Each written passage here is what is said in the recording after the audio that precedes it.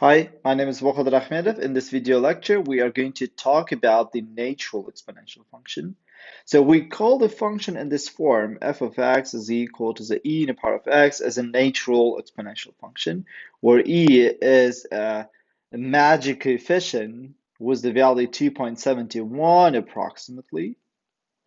And what we are going to do in this video lecture, we are going to try to understand intuitively why the value of the E is equal to the 2.71, roughly. And later on, we're going to give a formal definition of the E in our next videos.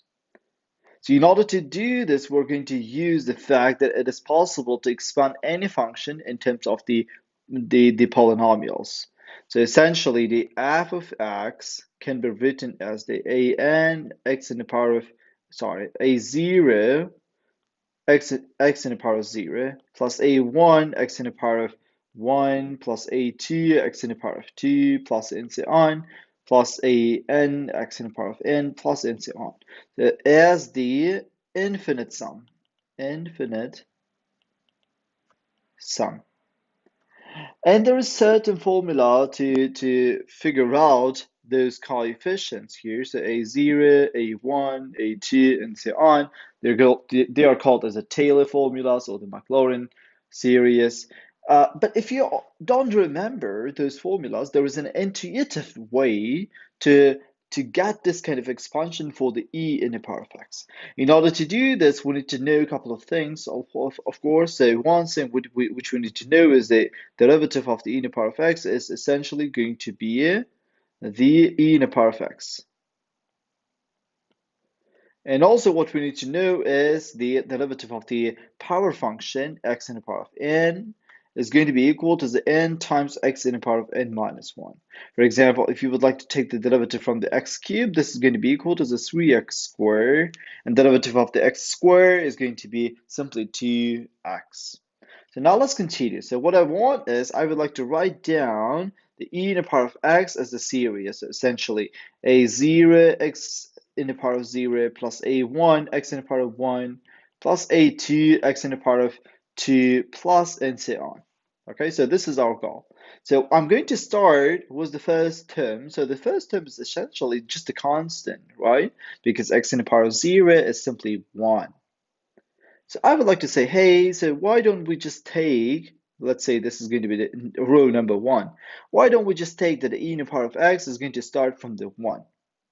So now I would like to figure out what is going to be the second line. So e to the power of x is equal to the 1 plus something. Okay, so I wrote the plus something because what I want is I would like to take the derivative from the all part of this equation in the second line, and the left hand side and right hand side, and this derivative should be equal to this one from the first line. So the left-hand side is equal they're equal to itself, which is clear, right? So on the right-hand side, what I have to do is, so the derivative of the 1 is equal to the 0, right? So this is what I've noticed already. And here, instead of the blank space, I need to figure out the term whose derivative is going to be equal to the 1. And and it's obvious that it is going to be equal to the x because the derivative of the x is equal to the 1, right? So according to this formula which we wrote, so this is going to be equal to the 1 simply. So let me just denote this formula. Good. So now let's go to here. So what I want is I would like to now figure out the line number 3.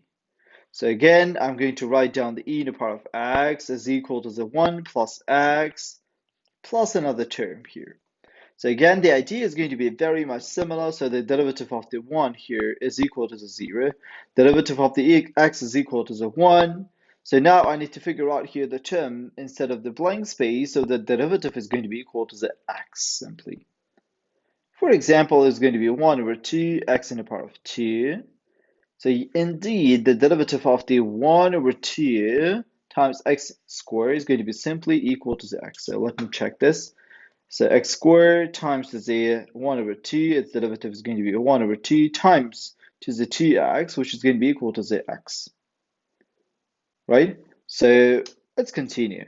So the line number 3 is essentially now is x is equal to the 1 plus x plus 1 over 2x squared, right? So let's derive the line number 4. So the line number 4, again, is going to start from the e to the power of x is equal to the 1 plus x squared over 2, right?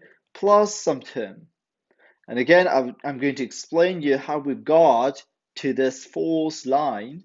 So essentially, I'm going to take the derivative from all of the terms here, and we are going to see whether those derivatives are going to be equal to the value of the e to the power of x in the line above. So essentially, derivative of the x is equal to the 1, right? Derivative of the x squared over 2 is equal to the x. What I have to do here is in the last term, I need to figure out the term so that its derivative is going to be equal to the 1 over 2x squared. So, well, for example, its derivative might be 1 over 6x cubed, right? So indeed, 1 over 6x cubed and its derivative is equal to the 1 over 6 times the 3x in the square, which is going to be equal to the x squared over 2. Super. So now let's go to the line number 5, and you need to tell me what is going to be the next term. So essentially, e to the power of x is going to be equal to the 1 plus x squared over 2. Can you guess what is going to be the next term? It's going to be x cubed over 6, right? The next term is going to be x4 over 24, plus and so on. So in general, you can write this as x in the power of n, right? Divided to the n factorials. What I would like to do is, so essentially by just substituting any value of the x to the left hand side and to the right hand side, you can figure out the values, the powers of the e. So if I would like to know what is the exact value of the e, then what I have to do is I need to substitute x to be equal to the 1 to everywhere in the left hand side and in the right hand side. So it's going to be e in the power of 1, which is simply e, right? So this is going to be equal to the 1 plus 1 over 2 plus 1 over 6 plus 1 over 24 plus and so on. So you may just take the first 10 terms, and even this first 10 terms is going to be really close to the 2.71. So this is one of the cool techniques which is going to allow you to figure out the value of the E.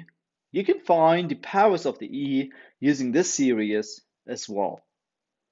Thank you very much. So in our next lecture, we are going to discuss about the formal definition of the E to the power of x.